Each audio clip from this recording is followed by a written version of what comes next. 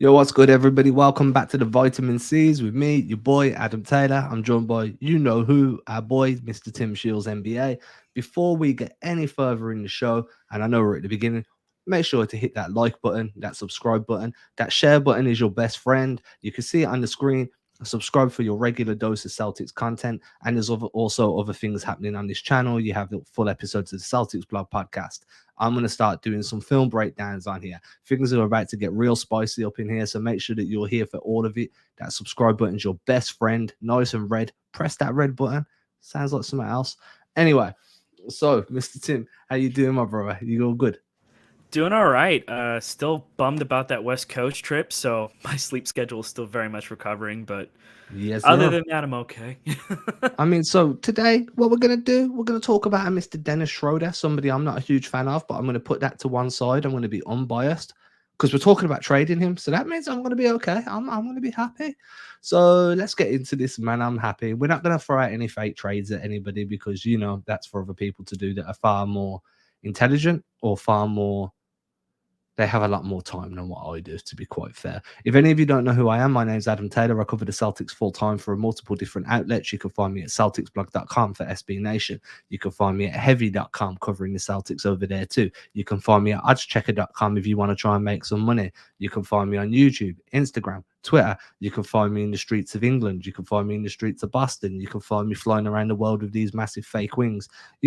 Wherever you want to look for basketball content, I'm usually around. Tim is a guy that works for CLNS Media. Any of the post game press conferences that you see, that's Tim's handiwork, man. Tim's uploading all that jazz. Tim's out here doing some awesome graphics. Any of the thumbnails you see on the on the channel, that's Tim. Any cool thumbnails you see floating around social media, probably Tim. So now you know who we are. We can get into this.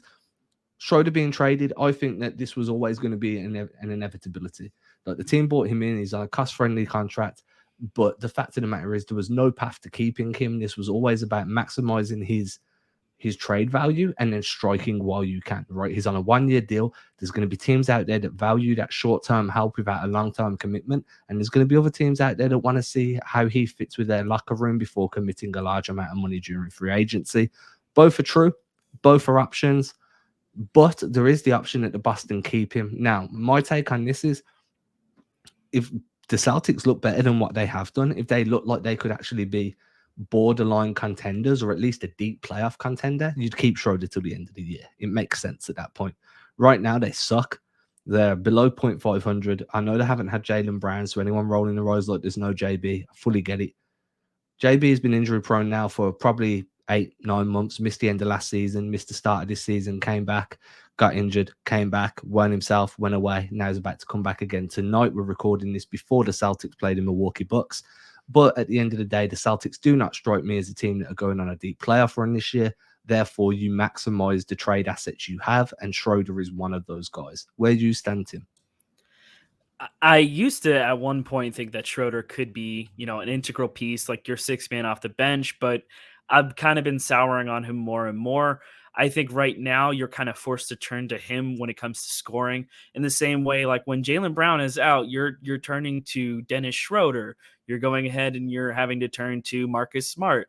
You're trying to find scoring anywhere you can. And for a time, like there was some hot games with Schroeder, but the ball doesn't move as well with Schroeder on the floor. And the pairing of Marcus Smart and Dennis Schroder is either pretty good or just downright bad. And so they're kind of in this interesting crossroads of like, do we actually have enough steam to make a decent playoff run? Or can we actually flip this guy for assets? Now, in terms of long view, I agree. You're not going to keep him on a contract just because, like, even if you're trying to make another play for another star, let's say Bradley Beal, even though I don't really know if that's going to happen, just say hypothetically that's the case, you're not going to be able to sign Dennis Schroder. Like you're just not going to. You're already in a financially limited situation unless you go ahead and find a way to just drop off Al Horford. But you have Jason Tatum and Jalen Brown on max contracts. You just signed an extension for Marcus Smart as well as Rob Williams. So there's a lot of money already locked up. And to be honest, you don't want to be paying your sixth man upwards of 12 to 14 mil, which is, I don't know about you, but I feel like that might be what Schroeder gets in the market. It depends on who's out there and who needs that kind of talent. But if there's a contender that you could flip him to, or even a team that's willing to take a dice roll and see if he's part of their future, you have that TPE. You can take on some contracts or money if it means that you can take on more picks, or if there's a guy that you think is a better fit than Schroder, but his contract is more. You can fit him inside that TPE and figure out the rest later if you need to. Muted, my guy. I mean, you can trade him away. You can package him as part of a bigger deal. I know that if anyone follows me on Twitter, I put one out. I was listening to the Zach Lowe podcast over the weekend. Big Zach Lowe guy. If you don't listen to Zach Lowe, you should do. He's awesome. And one of the things he was saying was you've got the Nets out there at the moment.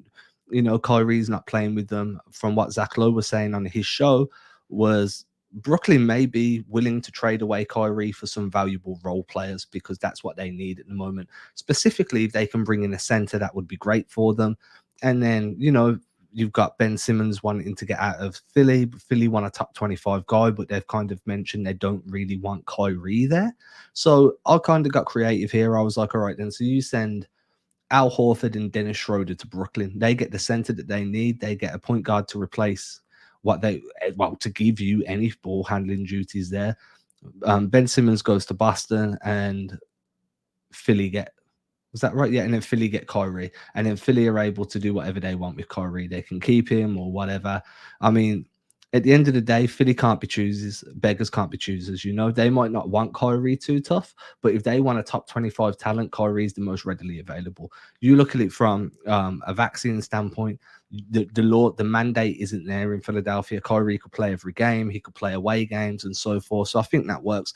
And what this brings me to is the fact that having Schroder as a trade piece is highly valuable to get in on these deals as that third team, to just be like, hey, we're just going to slide in here. You can take Schroder, but give us some back of value. Now, obviously, the example I've just gave was very extreme. You know, you're giving away a 6-man that is not going to be here in 6 to 12 months anyway, and an aging big man and getting back an all-star piece. That's likely not going to happen. It's the extremity of the situation. But what it does show you is that there's value in having these types of deals with a guy like Schroder and having that TPE where you can really start getting yourself involved in deals happening around the league and just doing what Cleveland did last year to bring in Jarrett Allen, just being like, well, we'll absorb a bit of salary for you to make this deal work. We've got that TPE. We can do that. Oh, we'll throw in Dennis Schroder on a 6-month deal on like high production for low cost value, and then you're going to have that sweetener there, and we're just going to take back this piece or that piece or this pick or that pick. And this is where I think the Celtics need to start doing work. If they're not willing to start creating, like diving into trades head first, like mano with a team, just start being that vulture and picking off little pieces that are going to work for you by facilitating trades for other teams. Now, the argument is, oh, well, you're making teams around you better. Well, that's fine because you're not trying to contend this year. If you're doing this, you've accepted this roster as constructed will not contend. So the option I'm liking at the moment is being that facilitator, that middleman. And the middleman is usually the one that always assumes none of the risk with all of the reward. So I'm completely down with Boston operating in that middle of the road territory. And that TPE, Schroder, and Richardson, all of those three things put together, maybe even Marcus Smart if you want to move on from Smart. I know a lot more people are starting to be frustrated with the way he's playing right now. All of these pieces allow you to step into the forefront of a deal as that third team and try and find value there. And I'm telling you, when some teams are trying to bring in a Bradley Beal, a Damian Lillard, a Kyrie Irving, a Ben Simmons, they will throw you a few pieces your way if you help facilitate that. You can be sure of that. That's how Jarrett Allen ended up in Cleveland. I think Cleveland have done fantastic work getting him there for giving up very little. And this is the type of deals I expect Brad Stevens to try and get involved in, because it's very hard to get burnt when you're facilitating for everybody else. And he also said this before when it came to making deals. Like, we don't need to try and hit home runs. We need to try and hit singles. So, like, if it means just like small incremental steps of taking one asset and then trading it for a slightly better asset, like, that's going to make differences. And I think John Corrales said something about this when there was first rumors coming out about Ben Simmons, with these talks starting to reemerge, with that kind of heating up, saying that the Celtics could come in as a third team with that TPE and take on either money or contracts from a team trying to acquire Ben Simmons, or even potentially being the team that ends up landing Simmons and trying to facilitate another deal. With the Pacers also looking to blow up their core, there's going to be plenty of chatter about Domantas Sabonis or Karis LeVert or even Miles Turner, who obviously before was connected to the Celtics. And for anyone who's wondering, none of those guys outright fit into the TPE for the Celtics. There would need to be other pieces involved or another team involved. So just for everyone's reference. But there are other teams that are looking to make moves, is what I'm saying. And on top of that, if there are teams trying to separate themselves from the pack, the fact that the Celtics are even having these conversations this early means that they're open to dealing. And a team in the East or even in the West might want Dennis Schroder. He provides a lot of scoring off the bench. He's still like a solid contributor. I just wonder about fit with the rest of the roster. And right now it's a matter of just getting the roster to play competitive basketball. And I just don't know if he helps you do that just based on what you need from him. I don't know if anyone at this roster outside of Jalen and Jason help you play competitive basketball at the moment, dude. I mean, my biggest issue, if we're sticking on Schroder for a moment, my biggest issue is how often he keeps the ball in his hands, dribbles the air out the ball. Takes a lot, like he forces a lot of late shot clock opportunities because of how long he's got the ball in his hands. Calls a lot of get actions for himself as well. For anybody listening, a get action is when you pass the ball to somebody and then you go and get it back. It's that simple. It's called a get action. You go and get the ball back. You'll see Schroder do that a lot. He'll drive, he'll get cut off by the defense, throw the ball back out, and then go straight into a get action because he wants the ball back in his hands. And I just don't feel that you can play Udoka's style of basketball when you've got people that are so ball dominant that aren't elite level scorers. Is Schroder a great slasher and penetrator? Can he score around the rim? Yes to all three. Is he a great facilitator? No. Is he worthy of the usage rate that he commands to be effective? I don't think so personally, but there will be teams out there that see value in that. There will be teams out there that want a ball dominant point guard coming off the bench that feel like they don't have the wings to compete and they need a guard to be able to penetrate and do all these things. Unfortunately, the Celtics have the pieces that they don't actually need. That it's actually hurting them. It hurt them with Kyrie. It hurt them with Kemba. Now it's hurting them with Schroder. So the best thing to do is move on from him. It's different with Richardson. I think Richardson has shown a lot of value as an off-ball cutter, a lot of value as a guy that's a willing screener, willing to relocate, and can do a little bit with the ball in his hands. His mid-range game has shown to be really valuable as well. So Richardson's in a different boat. It would hurt me more to move on from Richardson than it would from Schroder. Similar with Marcus Smart. Marcus Smart's one of these guys that we're starting to see playmaking ability coming out of there, but it's not at a level high enough to think that he's going to be a starting point guard on a championship team. Could he be the first man off the bench on a championship team? I think there's a possibility, but his tendency to go away from the system and call his own number and call his own plays, that doesn't bode well for a championship team either. So there's a lot of questions I've got around a few of these guys. Luckily, all of these guys can be traded at some point or another before the deadline. The TPEs there, the Celtics control all of their own draft picks. I just don't see how this roster looks the same after the trade deadline, and Dennis Schroder to me is the most logical penny to drop. I mean, I think that just goes without saying. I also do want to say Josh Richardson has seriously turned a corner, I think, for the Celtics, and I'm happy because I think that also makes it really possible to move on from Dennis Schroder. Unfortunately, Richardson just tested positive for COVID, so he's going to probably be out for at least 10 days until he clears protocols, which sucks. But at the same time, you're also trying to figure out what you have with that bench unit. And I think if you hold on to Schroder, when you know that he's not going to be part of your future because he's going to get paid, and you have Josh Richardson under contract for one more season, and you're trying to find minutes for guys like Pritchard needs consistent minutes to get back to what he was, because he's not getting enough run right now in order to get to where he was before and to build on that. So if you're trying to clear up minutes and you want more 3-point shooting and a guy who is definitely a willing passer in Pritchard, this is where they're at this point, I think, this year. Just clear out time for the kids. Give the kids some run, figure out what you have, build up some assets if you're really trying to do that. Wishful thinking, man. This is wishful thinking on my part. But if I was the Celtics, I'd be looking at CJ McCollum going down for the year in Portland and saying to Portland, yo, we want to give you Dennis Schroder and whoever else you want, really, in return for Norman Powell. We'll give you some pieces to make a run this year to keep Dame happy, but we want Norman Powell. And I don't know whether Portland really bite on that. Powell hasn't been there too long, but he has been quite a trustworthy piece for them. But at the same time, you now no longer have CJ. Bringing in a Dennis Schroder to have as your sixth man to give a bit of a spark off the bench, giving them a Richardson or giving him a Marcus Smart to play next to Dame just to give you that defense on the perimeter and really help Dame kind of step into that spearhead role without having to worry as much about the defensive responsibility. I think that could work really well as well. But to do, like, if you were doing that, it would have to be Norman Powell coming back, and I'd be completely on board with that. You could also try and do a deal where you bring in Norman Powell and Yusuf Nurkic, and you give up Robert Williams and Dennis Schroder, Marcus Smart, whatever it takes. But, you're just trading one injury play big for another one at that point. I would just focus on trying to bring Norman Powell in from Portland. But again, you have the assets to do so. And there's an opportunity there where Portland are in a position where they need to keep Dame Lillard happy. They're going through all of this turmoil with their front office. The coaching situation there is not really looking good at the moment. Now's the time to start trying to finesse these other teams. Phone the front office where there isn't an experienced GM there at the moment. Try and finesse them. Try and get deals in place. Try and at least get people so when somebody does step in, they're like, "Hey, the Celtics have offered us this deal for Norm Powell. We really like it." Try and finesse your way in early. That's the type of deal I'd be looking to make at the moment. And it doesn't have to be a superstar, but Norman Powell could come in and give you some legitimate shooting straight off the bat. Would be happy coming off the bench, would be happy starting. And that's the type of deal that I think the Celtics need to be making if they're not going star hunting right now.